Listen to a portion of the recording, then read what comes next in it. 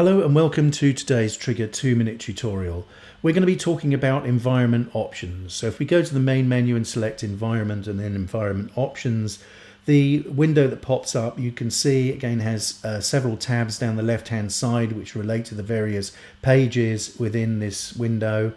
And on the first window, new project defaults, you can see we can set the broad parameters of how a new project would look once we open up a new project. So these changes wouldn't have an immediate effect, but only come into place when you start a new project. I have to emphasize these are only broad parameters, not to be confused with trigger templates or project templates, which gives you much greater control over how your projects are configured when you first start them. On the button control defaults page, again we can set up exactly how our mouse button performs, but again this won't have an immediate effect. These values are applied to new projects. On the environment preferences page, we can set up environment-wide parameters. So for example, at the top here under general preferences, we can choose to reload the closing state. And what this means is if we were to close trigger without saving our project, then the next time we fire trigger up, it will load that project as it was when we closed it down.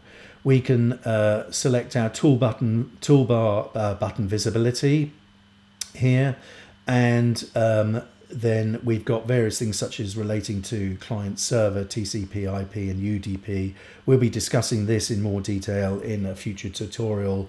And copy protection, this section is only to be really enabled if you have remote licensing and have applied for that.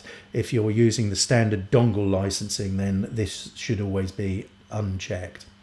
On the third-party editors page, we can choose to set up our third-party audio editors. I've got a couple set up here. You can have as many as you like, and you just simply choose which editor you wish to use when you opt for Q button audio editing. On the audio setup page, the main interest here would be if you're using Windows WDM drivers, then you might have to adjust your buffer refresh period and such like. Now these other tabs, these other pages, such as archiving file paths, ASIO configuration and logging, I'll be covering in future tutorials.